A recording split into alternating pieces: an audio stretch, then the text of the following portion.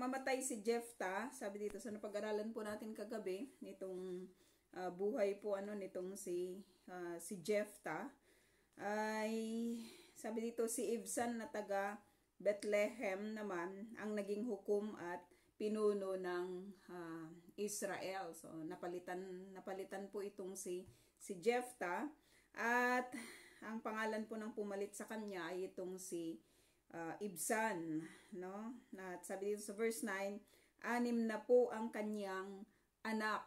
6 na po yung kanyang anak, kay Gideon 70. At ito po ay ito ay hindi gawain ng isang ordinaryong tao. Kumbaga kung magkakaroon ka ng maraming asawa, maraming anak, so you need to support them. You need to give, 'di ba, yung mga pangangailangan po nila. Just imagine na lang yung isa na nga lang, 'di ba? At magkaroon ka ng kunyari 2 o 3 anak, napakarami pong napakarami pong pangangailangan. Kahit sabihin na mayaman, 'di ba, itong si Ibzan, 6 na po yun. Mostly, di ba, yung mga kings, katulad po ni Solomon, may mga ganun, no? Kahit po sa kapanahunan po na ito, may mga ganun, no? Yung nagpapalaki po ng kanilang imperyo. Ito po yung kanila pong ginagawa, nag-aanak po sila, di ba, ng marami. Hindi ko matandaan kung sino yung may pinakamaraming anak sa Pilipinas. I think kung hindi ako nagkakamali, yung Rebilla yata na senior, pero marami sa kanila yung sa atin, no, marami rin po yung kanila pong mga anak, no. Ito ay lang talaga, no, ito ay paglabag, 'di ba, sa kagustuhan po ng Diyos doon sa unang pattern ng Panginoon na ang babae ay para sa lalaki, 'di ba? Hindi para sa maraming lalaki o sa maraming babae, no?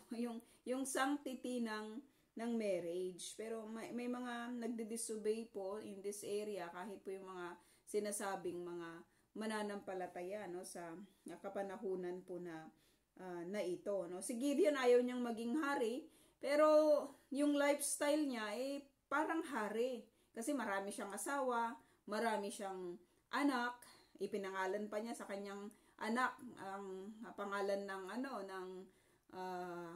yung anak ko, 'di ba? Ang ama niya ay hari, no? At hindi naman niya pine-pertain sa Panginoon, no? Kasi kung ipapangalan niya sa Lord, kung si Yahweh po yung king, dadagdagan niya yun ng El, 'di ba, yung Elohim, no, na magsisignify na itong batang ito ay sa Panginoon, At wala din tayong nakita na i-dedicate niya yung kanyang anak, 'di ba, sa Panginoon. Ito namang si Jephthah, instead na mag-offer po siya ng mga offering na required ng Panginoon, yung mga binabanggit po ng Lord, ang in-offer naman niya ay yung kanyang anak. Kumbaga ito yung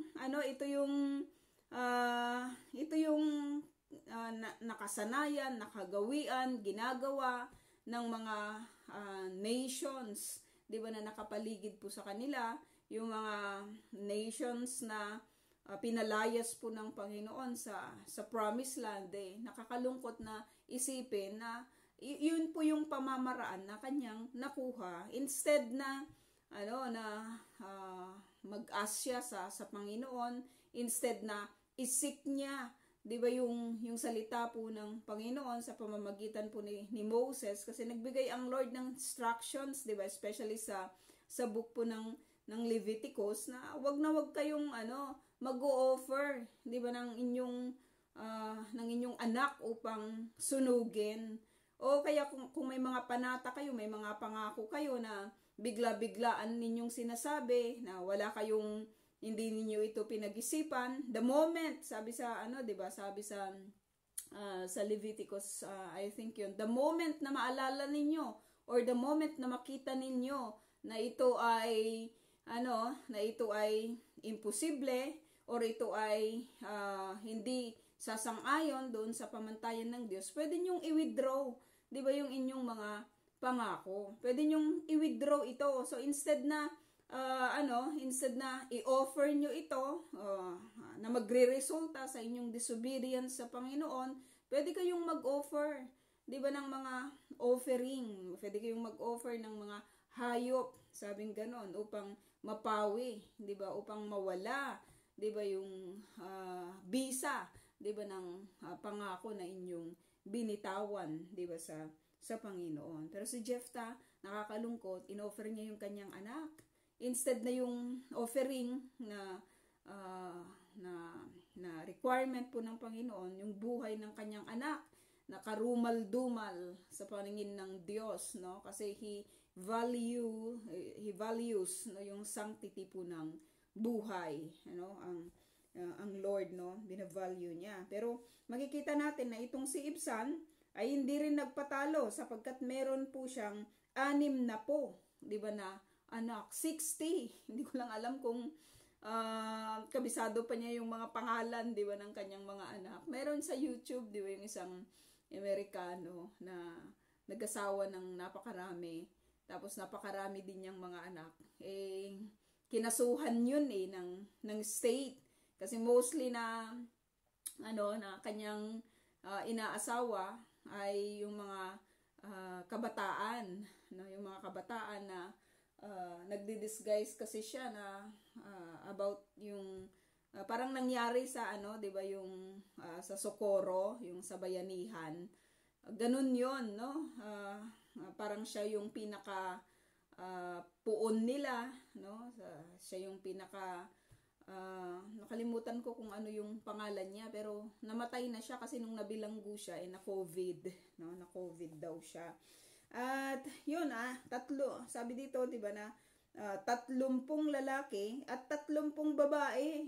Grabe lang, na 30 na kakalalakihan, 30 na kababaihan. So kolakabod sa kanya, napakarami niyang anak na nagsisignify lang talaga ng pagiging niya, yung lastful.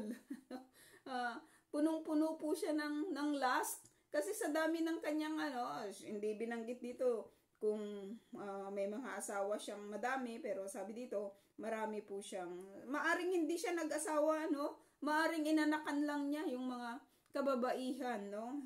Kasi hindi po binanggit dito sa atin. 6 na po ang kanyang anak, 30 lalaki at 30 babae. Ang pinili niyang maging asawa, nag-asawa din. Ang pinili niyang maging asawa ng kanyang ang pinili niyang maging asawa ng kanyang mga anak ay pawang di kabilang sa kanilang angkan. So ex na naman ito, 'di ba, sa Panginoon, sapagkat hindi kung di ba, nasa command ng Lord na kung mag-aasawa dapat doon lang din sa kanilang angkan, no. Sabi dito, 7 taon siyang naging hukom at pinuno ng Israel. So 7, itong si Jephthah ay 6, itong si Ibzan ay 7, 1 taon lang yung difference po nila. Nang siya'y mamatay, inilibing siya sa Bethlehem. Wala na, ganun lang yung buhay niya, 'di ba? Ganun lang siya ipinakilala sa atin ng Lord, no? Wala tayong ibang hindi katulad nitong si Gideon na nakipaglaban, hindi katulad nitong si Jephthah na ginamit po ng Lord na upang ipalayain po yung mga Israelita laban sa mga Ammonites, at itong si Gideon laban naman sa mga Midianites. Ito wala, wala, ipinakilala sa atin yung kanyang napakaraming anak, no? 30 yung lalaki at 30 yung babae, at namatay na siya, inilibing din siya sa Bethlehem kasi taga Bethlehem siya, so doon din siya inilibing, no? Sabi dito 11, nang mamatay si Ibzan, si Elon na taga Zebulun naman ang naging hukom at pinuno ng Israel sa loob ng 10 taon. Medyo mas marami naman siya, no? Nang siya'y mamatay, inilibing siya sa Ayalon, sakop ng Zebulun. Wala ding kwento, mga kapatid, no? Wala man lang kwento ng pakikipaglaban, wala man lang kwento ng alam mo yun, yung magaganda sana na nangyari about sa kanyang faith, about sa kanyang about sa kanyang mga struggles. Wala. 10 taon siya. So, hindi natin alam kung ano po yung nangyari sa mga period po na yon. But as we go on sa ating pag-aaral, makikita po natin kung ano yung mga nangyari at mangyayari. No? Sabi dito, pagkatapos ang sumunod na naging hukom at pinuno ng Israel ay si Avdon, na anak ni Hiliel. Ito, meron siyang pinanggalingan na taga Piraton. Ang mga anak niyang lalaki ay 40, at siya'y may 30 apo. Bawat isa sa kanila ay may sariling asno. Siya ay naging hukom at pinuno ng Israel sa loob ng 8 taon. So, yun naman yung description niya. Kaya nga, kung iisipin natin, paano naman kaya kung tayo yung mamatay? Di ba? Ano kaya yung pwedeng i-describe din sa atin, no, ng mga tao? Kunyari ako si Meds na namatay. Ano naman kaya yung kanilang i-describe? Dito, napakasakit na reality. Yung wala man lang silang masabi about your struggle, about your faith, about your hope. Di ba? Yung pakikipaglaban mo, yung pagsunod mo sa Diyos. Di ba? Yung lessons ng disobedience. Walang naisulat. 'Di ba? Walang naisulat yung mga naging yung mga judges po na ito na sumunod po dito po kay Jephthah, no. Siya ay naging hukom at 8 taon siya. Nang siya'y mamatay, nilibing siya sa Pikaton, doon din siya galing, sakop ng Ephraim, sa kaburulang sakop ng mga Amalekita. So, yun na, wala na silang mga kwento sa dami nila, 'di ba, na mga hukom, ilan lang yung mga 8 to 15 na mga verses yung nag-describe sa kanila. So dito sa chapter 13, sabi dito, muling gumawa ng kasamaan ng mga Israelita laban kay Yahweh. So recorded 'yon, muli na naman, 'di ba, na sila po'y gumawa ng kasamaan laban po dito po kay Yahweh. Kaya't sila'y hinayaan niyang masakop ng mga Filisteo sa loob ng 40 taon. Napakaraming taon. 40 years.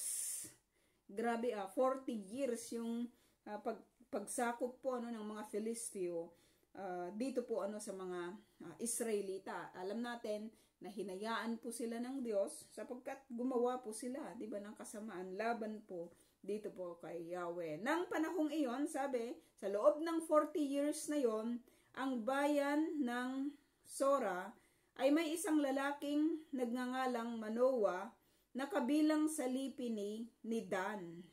Ang asawa niya ay hindi magkaanak sapagkat ito'y baog. So, ipapakilala ulit sa atin yung susunod na judge, yung susunod na hukom, di ba, na magpapalaya, supposed to be, sa mga Israelita, sa mga Filisteo, na sumakop naman, sa kanila, At sabi dito, minsan, nagpakita sa babae ang anghel ni Yahweh at sinabi, hindi ka pa nagkakaanak, ngunit hindi magtatagal, maglilihi ka at manganganak. So, yung susunod na judge, mga kapatid, yung susunod na, magiging hukom, napaka-special po ng presentation, sa kanya. Napaka-special ng pagpapakilala ng Bible sa kanya. Sapagkat, sino po yung mga, ganito po yung naging sitwasyon. Yung anghel mismo ni Yahweh ay nakipag-usap. Yung anghel ni Yahweh, sabi dito, ay sinabi niya, 'di ba? Yung mangyayari, ipinarating niya sa mga magulang kung ano yung mangyayari, Sa maaring sabihin natin, 'di ba? Sino ba yung mga sa Bible na katulad po nito? 'Di ba? Ang Panginoong Hesus, ganyan po ang ginawa kay Maria, kinausap po siya ng anghel tungkol sa darating na uh, na na bata, tungkol sa darating na ipagbubuntis po niya. Sino pa? Si John the Baptist, 'di ba? Ganyan din po yung nangyari. Ang kinausap naman ay yung kanyang ama, kinausap din ng anghel ni Yahweh. Sino pa? Yung mga kinausap sa scripture, si Isaac, si Isaac. At makikita natin na napaka-special. Napaka-special po na tagpo yung talagang mangyayari, kapag ganito po na mismong ang Diyos, 'di ba, yung nagre-reveal sa kung sino po yung kanyang gagamitin, At sabi dito, ngunit hindi magtatagal, maglilihi ka at manganganak. Isang baog itong kinakausap ng anghel, 'di ba? Isang baog na babae itong kinakausap ng anghel. At titignan natin, sabi dito, kaya mula ngayon ay huwag kang iinom ng anumang uri ng alak, nititikim ng anumang ipinagbabawal na pagkain. Binigyan siya ng instructions. Isang baog ka, pero sabi niya, hindi magtatagal, maglilihi ka. Hindi natin alam kung ilang taon po itong si Mrs. Manoa, 'di ba? Hindi natin alam, sabi dito, nakikita po natin na if you want to believe, 'di ba? Dito sa sinasabi ng angel, ito yung dapat mong gawin. Ito yung dapat mong gawin, huwag kang titikim ng kahit, sabi dito, 'di ba? Huwag kang iinom ng anumang uri ng alak, ni titikim ng anumang ipinagbabawal na pagkain. So just imagine na lang kapag ikaw ay naglilihi, 'di ba? Marami kang gustong kainin. 'Di ba? Marami kang alam mo 'yun, yung mga sinasabing pinaglilihian, hindi mo maintindihan yung sarili mo, 'di ba? Hindi mo may mga gusto kong kainin, tapos pag nakita mo, 'di ba, ay ayaw mo na, yung amoy, very sensitive yung mga pang-amoy, 'di ba? May mga naglilihi pa na ang gusto mabaho, 'di ba? May mga naglilihi naman na ang gusto mabango, 'di ba? May mga naglilihi na gusto madumi yung kanyang paligid, madumi yung kanyang katawan, 'di ba? May mga naglilihi na ayaw maligo, and so many other things. Alam mo yun, yung napakahirap na stage yun, yung nagsusuka ka, di ba, may mga ganun, nahihilo ka, di ba, may mga instances na ganun. Lalong-lalo na sa pagkain, di ba, lalong-lalo na sa pagkain. Sabi niya, kailangan alamin mo lang talaga kung ano yung bawal. Alamin mo lang talaga kung sa tuwing kakain ka, di ba, ganun yung sitwasyon mo. Tapos, sa tuwing kakain ka, kailangan unahin mo muna na alamin kung ito ba ay ipinagbabawal. Ipinagbabawal, hindi lamang sa nagbubuntis ka, pero may mga certain foods kasi na ni-require ng Lord na dapat kainin ng isang Hudyo. Ito ay distinction nila. Distinction nila sa mga taong nakapaligid sa kanila. Ito yung distinction nila bilang mga pinili ng Diyos. Meron silang pagkakaiba, 'di ba? Kaysa doon po sa mga tao na hindi po pinili ng Diyos, So sabi dito, kapag naisilang mo na ang iyong anak na lalaki, at lalaki pa, 'di ba? Sabi nga, 'di ba, na kapag baog ka sa kapanahunan na 'yon, ikaw na yung pinaka-aba, or ikaw na yung pinakakawawa, 'di ba, sa lahat ng babae. It is really a joy ng isang babae na magkaroon po siya, 'di ba, ng kanyang anak sa kapanahunan po na iyon. Sa panahon ngayon, ang dami ng ginagawa ng mundo na para lang sila po ay magkaanak sa pamamagitan po ng sensya, 'di ba? Ginagawa na po nila yung yung lahat. Pero sa panahon noon, hindi, no? Kailangan yung kapag magkakaanak po yung isang babae o isang lalaki, no? Whether ito po ay pagdating po sa binabind po sila sa marriage, o kaya may mga instances, 'di ba, na may mga disgrasya, 'di ba, na nangyayari, at may mga batas din po ang Diyos pagdating sa mga areas na ganun. Huwag mo siyang, sabi dito, kapag naisilang mo na yung anak na lalaki, huwag mo siyang puputulan ng buhok, sapagkat mula pa sa kanyang pagsilang ay ilalaan na siya sa Diyos bilang isang nasa reyo. So yung buhay ng bata na ito, kung sino ka man, Mrs. Manoah, hindi ka na pinangalanan, 'di ba? Dito sa chapter 11, huwag mong puputulan yung kanyang buhok. Ito yung magiging distinction niya, na ang batang ito ay i-dedicate, 'di ba, sa Panginoon. Siya ay para sa Diyos. Isa siyang Nazareo. Naka-separate yung kanyang buhay, no? Naka-separate yung kanyang buhay, at sabi dito, ilalaan mo siya sa Diyos at siya ang magsisimula. Take note of the word. Magsisimulang magligtas sa Israel mula sa mga Filisteo. So itong bata na ito, hindi niya actually matatapos yung kwento ng mga Filisteo. Hindi niya matatapos yung pakikipaglaban, pakikipagdigma, 'di ba, sa mga Filisteo. Pero siya yung magsisimula. Itong bata na ito na isisilang, 'di ba, ng babae na ito, no? Sabi dito, asawa nitong si Manoah. Magsisimula siya. Kasi, 'di ba, sino ba yung nagtapos ng laban sa mga Filisteo? Si Haring David. Darating si Haring David, 'di ba? Kakalabanin niya yung isang higante. 'Di ba? Makikita po natin 'yon, at sa pamamagitan po noon ay magkakaroon po, 'di ba, ng digmaan at pagkatalo, 'di ba, ng mga Filisteo. So itong bata na ito na isisilang ay sisimulan lang niya yung pakikipaglaban, sisimulan niya yung pagliligtas, 'di ba, sa Israel mula sa mga Filisteo. So verse 6, tignan natin. Lumapit ang babae sa kanyang asawa at sinabi, sabi dito, nagpakita sa akin ang isang lingkod ng Diyos at ang itsura niya ay kakilakilabot na parang anghel ng Diyos. Kakilakilabot, no?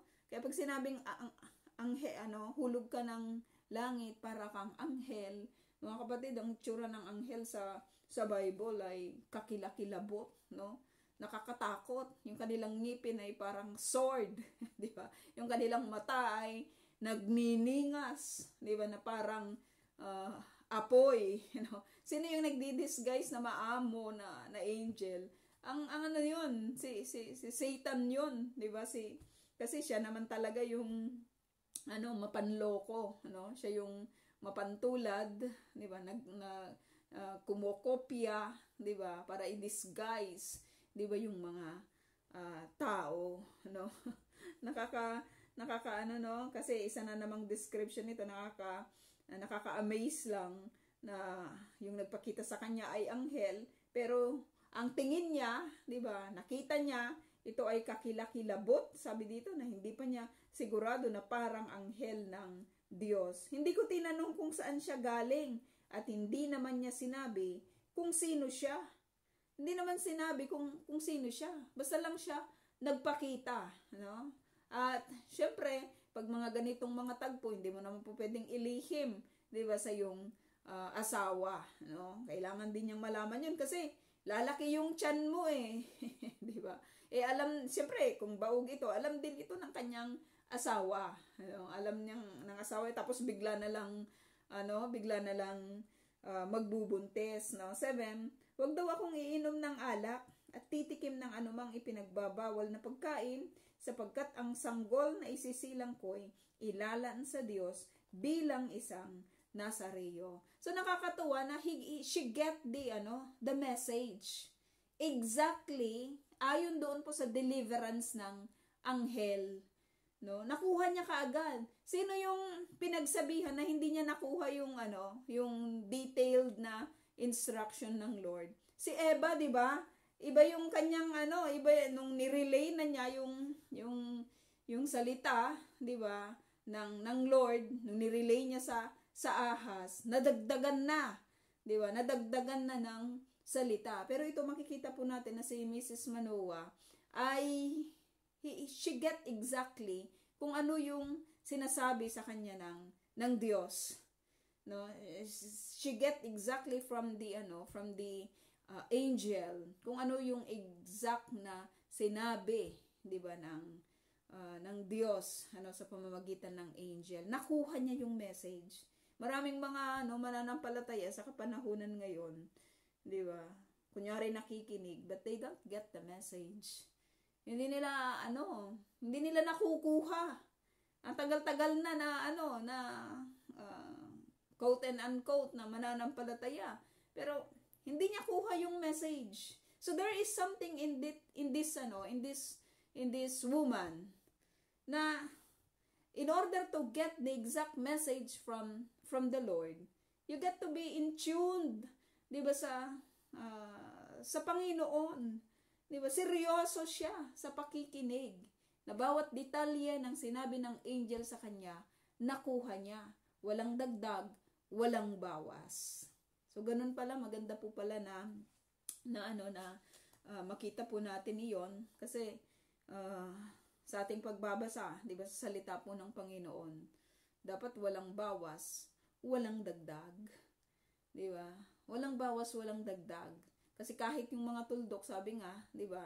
Kahit yung mga quit, 'di ba, ay mahalaga, 'di ba, sa salita po ng Panginoon. Huwag nating dagdagan. Lagi ko po itong inuulit na sa interpretation ng interpretation sa scripture.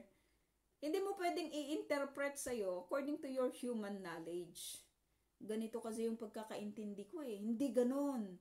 'Di ba kasi may sariling interpretation, may sariling explanation ang Bible, no? Mamimislead ka lang, mamaya ikaw na yung sasambahin, 'di ba, ng mga tao katulad ng nangyari doon po sa Socorro, 'di ba, yung sa bayanihan, no, na sinamba na nila yung Senyor Aguila nila, no, sapagkat sinabi niya siya yung i-reincarnate ng Diyos, no, yung Diyos, kasi pag sinabi niya na tigil lang ulan, tumitigil daw yung ulan, 'di ba? Pati yung kulog, 'di ba? May mga ganon siyang may mga ganon silang mga testimony sa kanya, kaya naniwala sila, 'di ba, na kapag sila ay aakyat doon sa bundok na 'yon, magkakaroon sila ng kaligtasan, no? Saan nila nakuha 'yan, no? Sa scripture. At maraming ganyan na misinterpret, 'di ba, yung scripture. Wag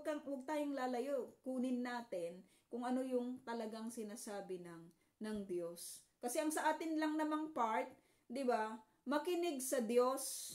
Hindi na natin trabaho yung hindi na natin makinig sa Panginoon. Nandyan na lahat Basahin mo na lang, pakinggan mo na lang, sundin mo na lang, no? Pero may mga tao na mapangahas na ini-interpret nila ito for their own benefits. Hindi po ganoon. Ang nakakatuwa itong si Mrs. Manoah kasi she get it exactly kung ano po yung sinabi sa kanya ng anghel, no? Dahil dito, ano yung magiging response mo bilang isang asawa kapag ganito yung narinig mo, no? Hindi niya sinabi na, gawa-gawa mo lang yan, gusto mo lang magkaanak, o kaya pwede ba yun? Mangyayari ba yun? 'Di ba, may mga ganon. Sino ba yung ganon, yung si Sarah, 'di ba? Tumawa siya. Sabi naman ni Abraham, parang imposible yun, matanda na ako, ilang taon na rin si Sarah, hindi na rin siya dinaratnan. Pero alam mo yung response ni Manoah, Hindi katulad nila, hindi katulad ni Abraham, hindi katulad nitong si Sarah. Ano yung naging response niya? Tignan natin. Dahil dito, sabi dito, nanalangin si Manoah. Nanalangin si Manoah. He find yung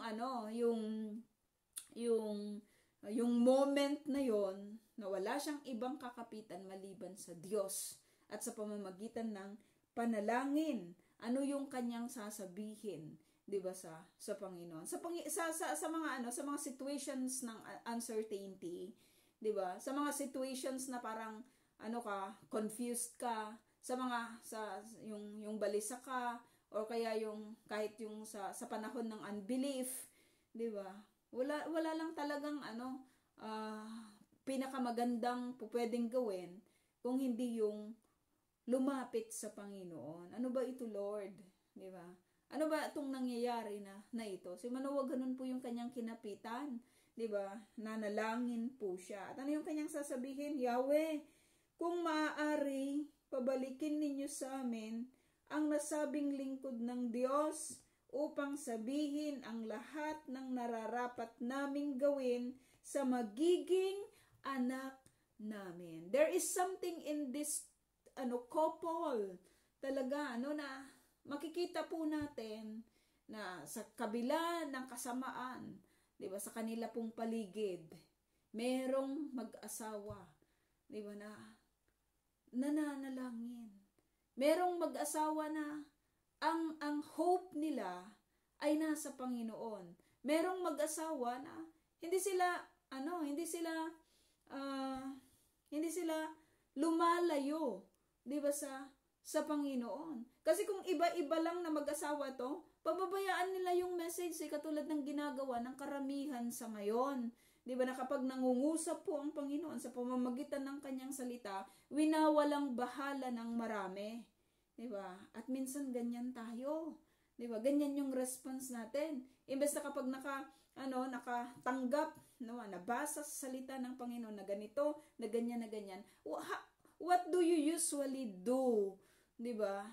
Pag tayo po especially kapag tayo po ay nag-aaral, sino po sa atin, 'di ba? Sino po sa atin yung pagkatapos po ng pag-aaral po na ito ay nagni-kneel down sa Panginoon, nagpapasalamat sa kanyang natutunan na itinuro sa kanya ng Diyos? Sino sa atin? 'Di ba? Si Manoah, ganun yung kanyang ginawa. Nakarinig siya ng salita ng Panginoon at ito yung nag-lead sa kanya to kneel down in prayer sa Panginoon. He wanted more.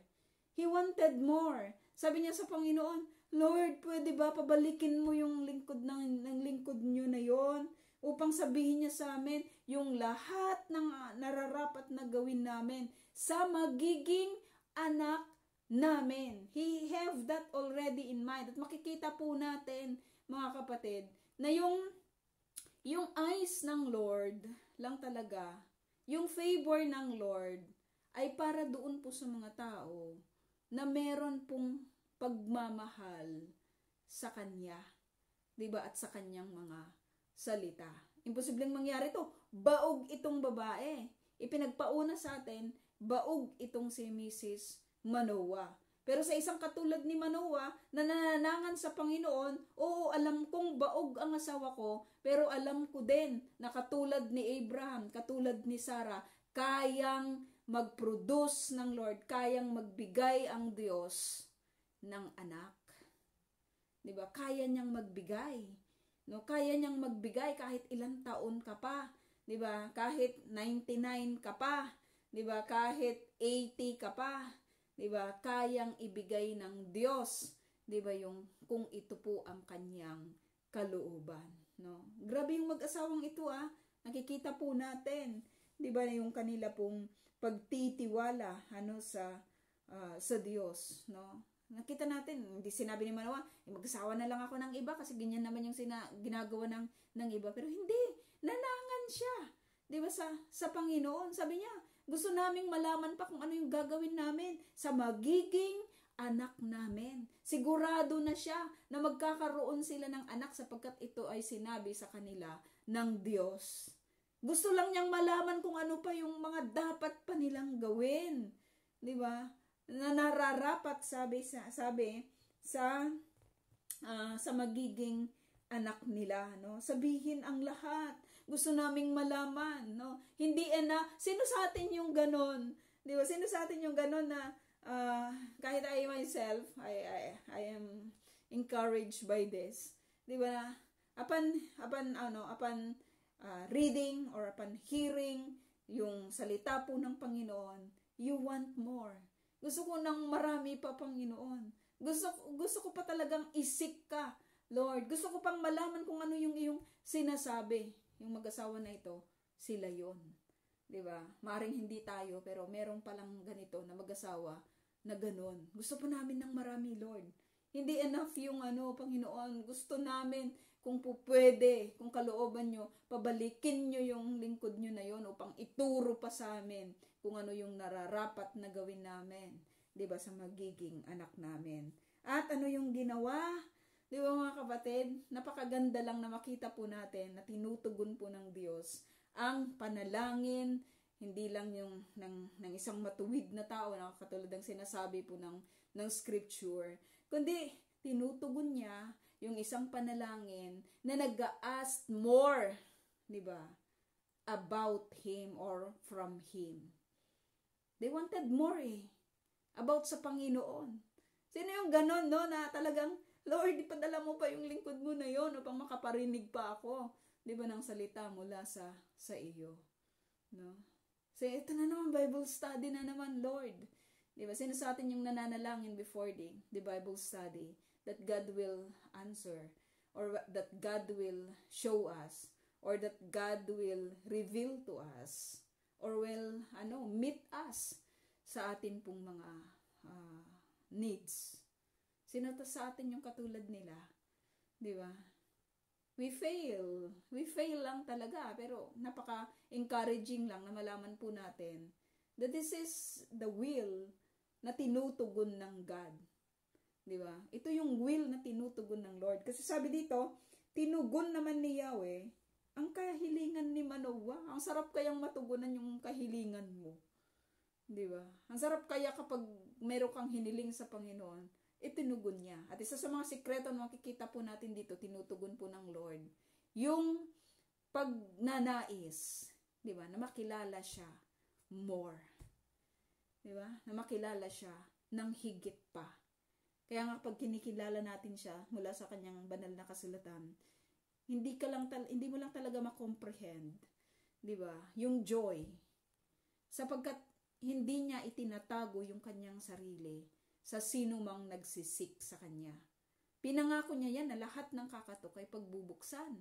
Lahat ng maghahanap, di ba, ay makasusumpong. Sinong Diyos ang katulad ng Diyos na ito na ating pinaglilingkuran? Di ba? Wala. Yung ibang mga dinidiyos ng mundo, powerless. Di ba? They are powerless. Yung love nila, they cannot show, they cannot demonstrate. People who worship them, sila yung nagde-demonstrate. Pero itong God na ito, na kinikilala natin mula sa scripture, iba siya. Iba lang talaga siya. Ay, merong balita, mga kapatid, sa TV na nangyari sa Jerusalem, na kung saan nagpaparada po yung grupo po ng mga religious Jew. At ito namang mga, I think it's Catholic yata, or the so-called Christian Catholic, or ewan ko kung Catholic ba sila, or magpuprosesyon naman sila ng may dalang cross, no? At nung dumaan po itong mga religious Jew, talagang dumudura lang talaga sila sa harap ng simbahan, at doon sa mga nagproprosesyon doon sa cross, di ba, sa cross, ng mga grupo na ito, no. Sabi ko, grabe lang talaga yung anger nila. Cross lang yun, cross lang yun. Samantalang dyan sa bahay, hindi naman nila ginagawa yan, ini-ispit-ispitan, meron din namang dinudyos dyan. Di ba? Yung ibang mga grupo, di ba, na dito wino-worship din sa lugar na ito. Kunyari, 'di ba diyan sa malapit sa flat. Meron ding mga ano diyan, meron ding mga grupo ng nag-aano diyan, 'di ba, nagmi-meet at meron din silang dinudiyos na balibaliktad yung itsura. 'Di ba kasi minsan dumaan po kami diyan at tinanong namin kung ano yung ginagawa nila, nag-worship din daw sila sa Diyos. Marami rin namang dinudiyos, 'di ba, yung ibang mga tao po dito. Pero iba yung impact, no? Iba lang talaga yung anong tawag doon, yung puwersa, 'di ba, ng kanilang pagkagalit sa cross, no? Kay Jesus. At alam natin na kapag ganun po, 'di ba? Kung sino yung kinagagalitan, siya po yung totoo. Siya yung totoo. Ibang-iba lang talaga yung Diyos na ito. Kaya napakapalad po natin na masama po sa pamilya po ng Diyos na nakikita natin, nababasa natin, 'di ba? At pinaglilingkuran natin dito po sa Bible, no? Sabi dito, tinugon ng Diyos, tinugon ni Yahweh ang kahilingan ni Manoah, nagpakita muli ang anghel sa asawa ni Manoah nang ito'y nag-iisang nakaupo sa bukid, no? Nag-iisang nakaupo sa bukid. Nag-iisa siya, marahil minumuni-muni niya yung lahat ng bagay, 'di ba? Maaring nananalangin din siya at nagpakita po sa kanya itong anghel ng Diyos. Dali-dali, sabi niya, dali-dali niyang hinanap ang kanyang asawa at sinabi, Manoah, halika, naritong muli ang lalaking nagpakita sa akin noong isang araw. Sa mag-asawa, walang rivalry. Diba? Napakaganda na walang rivalry. No? Kung ano yung, lalong-lalo na pagdating sa, kasi kung may mga rivalries na nangyayari, magulo yung pagsasama eh. 'Di ba? Madalas nag-aaway sa napakaraming bagay. Noon na madalas kahit sa toothpaste, 'di ba? Sa mga sinelas, sa pagbibihis, 'di ba? Madalas may mga ganong instances, sino magluluto, 'di ba? May mga ganon. Madalas may mga ganon na nangyayari sa mag-asawa, At madalas nagpapataasan sa yung masusunod, no? Nakakatuwa lang na itong si Manoah, hindi niya kini-question na, bakit sa'yo nagpapakita?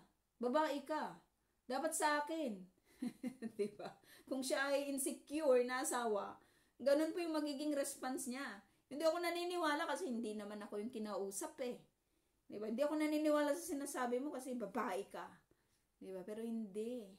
Nakita po natin talaga na yung mag-asawa po na ito ay maayos po, yung kanilang pagsasama, bilang mag-asawa. Kasi nung nanalangin itong si Manoah na magpakita muli, nagpakita nga itong anghel na ito dito po kay Mrs. Manoah at walang ibang ginawa itong si Mrs. Manoah kung hindi hanapin, di ba, yung kanyang asawa na probably nasa bukid siya, maraming nagtatrabaho, maring yung babae ay nagpahinga kasi nga di ba, babae siya, or mas malalakas naman talaga yung lalaki. Maring si Manoah ay nasa paligid lang din, di ba?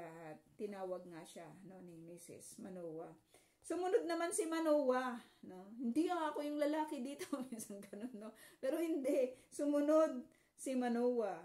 Nang makita niya ang lalaki, tinanong niya ito, kayo po ba ang nakausap ng aking asawa? Kayo po ba? Hindi siya hindi siya nag-jelly kaagad o hindi siya nagsela. Sino ang nakipag-usap sa aking asawa? Hindi, si Manoah. Kayo po ba yung nakipag-usap sa aking asawa? Oo, sagot nito. Kung magkatotoo ang sinabi ninyo, ano ang magiging buhay ng bata at ano ang dapat niyang gawin? Tanong ni Manoah. So, interested na, parang, anong tawag doon? Parang nakikipag-deal. Parang business deal ba? Diba? May mga ganun may mga paplanuhin yung mga gagawin. Nakakatawa lang itong si Manoah, diba, na matapos malaman na magbubuntis yung asawa niya, gusto niya man niyang malaman kung ano yung magiging buhay ng bata. Napakaganda Napakaganda na. Kailang malaman nila kasi para may prepare din nila. 'Di ba yung kanilang sarili at maging yung bata, 'di ba na darating. Iyan yung mga mga palatandaan ng mga magulang na responsable. Yung hindi lang basta anak ng anak. 'Di ba? Prepare nila. Ano ba ano yung ating gagawin, pati budget. Kaya maraming mga nagkakagulo ng mga mag-asawa sa kapanahunan ngayon kasi walang preparation. 'Di ba? Hindi plinano yung lahat. Dahil lang doon sa kanilang last, 'di ba? Kaya minsan nabubuo, 'di ba, yung mga bata kahit hindi ito anong tawag doon? Hindi ito bunga, 'di ba, ng marriage or ng sinasabing pagmamahalan. Kadalasan ay last. Pero bakit nabubuo sila? 'Di ba? Lalo-lalo doon po sa mga gumagawa ng kasalanan. Ano yung natutunan ko para ipakita, 'di ba, yung mga ginagawa sa lihim. 'Di ba? Kasi hindi mo na 'yun po pwedeng maipagsinungaling kapag nandyan na, 'di ba? Nakita na, 'di ba? Nagbunga na yung kasalanan, no? So ingat-ingat po yung mga lingkod ng Diyos pagdating sa area na ganito, no? Sabi dito, sumagot ang anghel ni Yahweh. Itong maganda sa anghel ni Yahweh, lagi po siyang kapag may tanong ka, lagi siyang sumasagot. Sa Lord, ganyan din. Kapag may tanong tayo, laging may sagot ang Diyos. 'Di ba sa atin? Kumpleto ang scripture eh. Nandito na lahat eh. Ingat-ingat tayo sa mga taong nagsasabing kinausap sila ng Diyos. Kasi hindi na nakikipag-usap ang Diyos sa kapanahunan na ito verbally, nakatulad ng ginagawa niya sapat na yun eh, sapat ng witness yun eh, na dati nakikipag-usap ang Diyos. Pero ngayon, kasi wala pang Bible sa kapanahunan na yun. Pero ngayon, nandito na lahat ang salita ng Lord. Kinasihan ito ng Diyos na magagamit natin. 'Di ba sa pagtuturo, 'di ba sa pag-aaral, pagre-review, lahat nandito na lahat sa banal na kasulatan. Kaya kung may nagsasabi na kinausap ako ng Diyos, 'di ba? Talagang narinig ko yung kanyang tinig. Nako, lumayo tayo sa taong 'yon. Sapagkat ang salita po ng Panginoon na hindi po niya inililihim sa kahit na sino man, no? Kundi napakahayag po ng salita ng Panginoon that when we open the pages of Scripture, God is speaking. God is speaking, no? Sa kahit na sino mang magbubuklat nito, no? Wala siyang inililihim, no? Wala siyang nire-reveal niya yung kanyang sarili upang makita ng lahat ng tao na nagnanais na sumunod sa kanya kung ano yung kanyang mga panukala, kung ano yung kanyang nais at kung sino siya, 'di ba, na Diyos, no? Sabi dito, sumagot ang anghel, kailangang sundin ng asawa mo ang lahat ng sinabi ko sa kanya. So, manawa, sundin ng asawa mo. May part ka din doon. Huwag mo pabayaan yung asawa mo. Kailangan sundin niya lahat ito. Kailangan tulungan mo siya. No? Sabi dito, huwag siyang kakain ng anumang mula sa puno ng ubas. Huwag rin siyang iinom ng anumang uri ng alak, nititikim ng anumang ipinagbabawal na pagkain. It's the same message. Hindi nagbabago. Ito yung maganda, no? Na hindi pa bago-bago ang Diyos pagdating sa kanyang mensahe. Pagdating sa kanyang pangako, hindi nagbabago ang Diyos eh. Pagdating sa sa mga cursed, diba? Hindi rin nagbabago ang Diyos. Hindi siya pabago-bago ng isip na katulad ng tao. No? Wag rin, sabi dito, kailangan niyang sundin ang lahat ng sinabi ko sa kanya.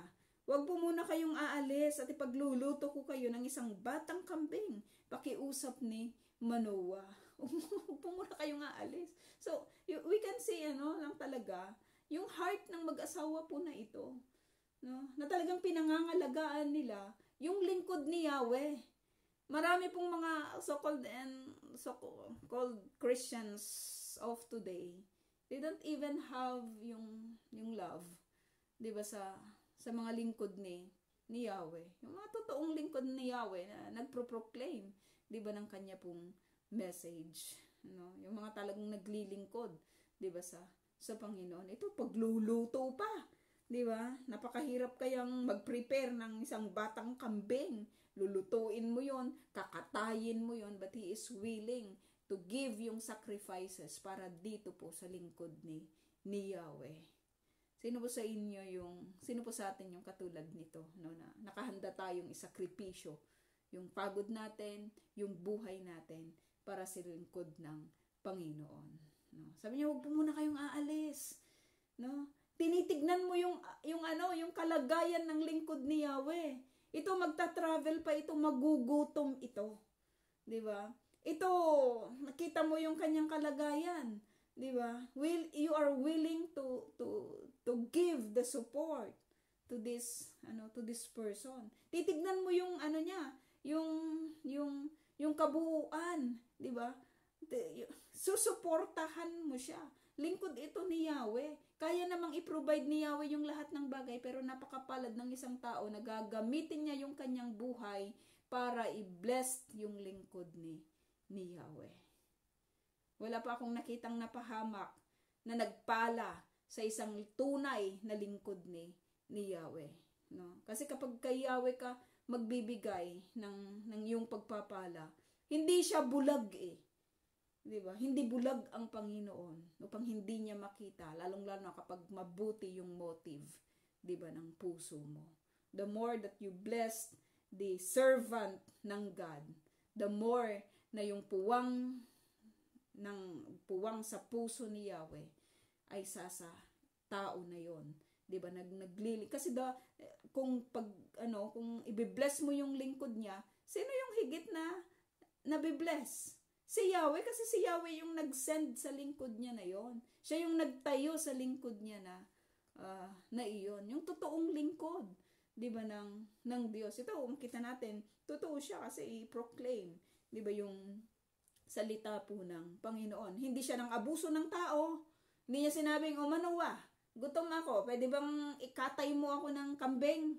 Maglalakbay pa ako. 'Di ba? Pero hindi. He don't even ask for anything. 'Di ba? Itong si Manoah yung sabi dito, "Huwag mo na akong ipaghanda at hindi ko naman kakainin. Kung gusto mo, sunugin mo na lamang ang kambing na yon bilang handog kay Yahweh." Sagot ng anghel. Hindi alam ni Manoah na anghel pala ni Yahweh ang kausap niya. Ito yung makikita natin sa mga lingkod ng Panginoon. 'Di ba? Hindi nila inaari. Maganda yun eh. Na kahit sa pagdating po sa blessing, mga kapatid, they will give it back to God. 'Di ba? They will give it back to God. Huwag mo na akong ipaghanda, pero kung gusto mo, gawin mo 'yan, 'di ba? Ida-direct nila. Lagi nilang ida-direct. Kahit po pagdating po sa blessing, lagi nilang ida-direct ito sa Panginoon. 'Di ba? Kung gusto mong 'di ba, minsan yung mga sip-sip, minsan ini-entertain natin. Pero yung isang tunay na lingkod, lagi niyang ida-direct ang tao na ito sa Panginoon. Lagi niyang ida-direct sa Lord. Yung mga lingkod na, pero kung kinukuha niya sa sarili niya, 'di ba, nagbubuo siya ng katulad ng sa Socorro, sa bayanihan, para magkaroon sila ng mga private armies and everything para sa kanyang sarili. Hindi niya dinadirect una sa Panginoon. Hindi niya tinuturo na kailangan nilang lumapit, 'di ba, sa Panginoon, or hindi niya tinuturo na kung gusto mo magbigay ng pagpapala, una sa lahat, sabi niya, sa Diyos mo ibigay. No, hindi sa akin. Hindi ko yung kakainin. Hindi, time na yata.